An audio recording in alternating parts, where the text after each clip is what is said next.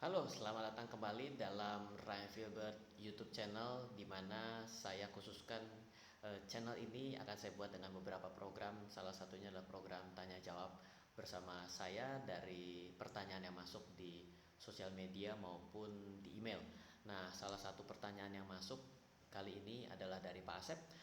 Pak Asep bertanya bahwa, Pak Ryan, apa yang akan terjadi dengan saham yang kita miliki jika perusahaan yang sahamnya kita miliki mengalami kebangkrutan? Apakah kita juga harus menanggung kerugian atau hutang perusahaan tersebut? Nah, ini pertanyaan yang cukup bagus. Mengapa? Karena sebagai seorang investor, sebagai orang yang mau melakukan sesuatu, akan lebih baik kalau bertanya terlebih dahulu bagaimana resiko akan suatu peristiwa dibandingkan bertanya saya bisa dapat untung berapa dari investasi saham. Jadi kita perlu ketahui bahwa ketika sebuah perusahaan itu menerbitkan saham, berarti kan saham itu adalah sebagai suatu penyertaan modal. Kita memiliki hak dari perusahaan tersebut ketika perusahaan tersebut mengalami keuntungan, mendapatkan keuntungan. Namun ketika perusahaan itu mengalami kerugian, yang pertama jangan kerugian dulu. Yang pertama kali, bila perusahaan itu butuh modal, maka kita juga yang akan ditanyakan untuk pertama kali untuk menyetorkan modal. Karena apa? Kita misalnya ya, kita jangan bicara saham yang besar dulu lah. Saya punya rumah makan.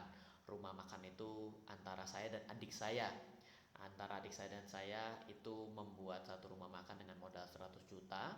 Lalu dari 100 juta itu saya menyetorkan 50, adik saya 50 juta. Berarti otomatis ketika mendapatkan keuntungan dari rumah makan tersebut ketika operasional terjadi, maka seharusnya adalah kita mendapatkan pembagian keuntungan 50%, 50% karena kami sama-sama menyetorkan modal sebesar sama-sama 50 juta dan 50 juta.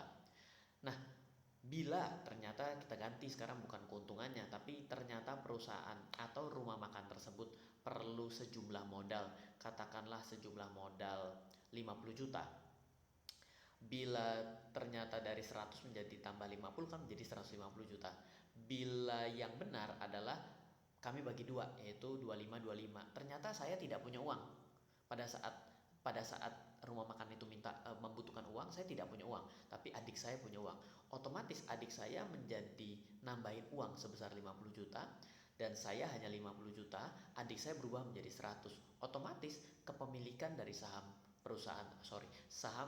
kepemilikan dari rumah makan tersebut adalah 50 dan 100, artinya saya cuma sepertiganya. Jadi otomatis ketika dari rumah makan itu memberikan keuntungan, hak saya sudah tidak lagi menjadi 50%, tapi hanya sepertiga atau 33,33%, dan adik saya menjadi 66,666 sekian persen. Nah, itu berarti bicara ketika perlu modal. Nah, kalau terjadi kerugian, berarti otomatis kami berdua harus sama-sama tanggung. Adik saya tanggung sebesar daripada kerugian. Nah, namun dengan pertanyaan ini saya akan coba sinkronkan dengan yang terjadi di pasar modal. Ketika kita beli saham, katakanlah saham A, di mana saham A itu perlu modal, tentu kita akan ditanyakan mau tambah modal atau tidak sehingga kita dapat saham lagi, atau kita tidak mau itu menjadi hak kita, itu disebut dengan right issue. Right issue adalah bagian daripada penerbitan saham baru karena perusahaan perlu uang. Lalu ada juga apabila kalau perusahaan tersebut ternyata tidak mampu bayar hutang dan ternyata gagal bayar dan ternyata dibangkrutkan.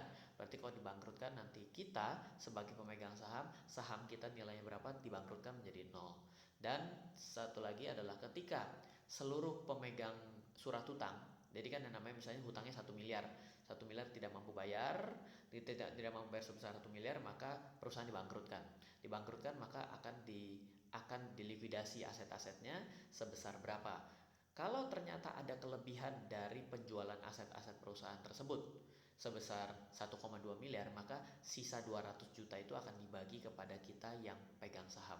Tapi kalau ternyata tidak ada sisanya, dan biasanya juga yang namanya perusahaan bangkrut juga udah nggak ada sisanya, itu kita tidak akan dapat apa-apa, alias dari kita punya aset kita jadi nol. Itu adalah risiko yang ada dalam kita melakukan transaksi pada saham.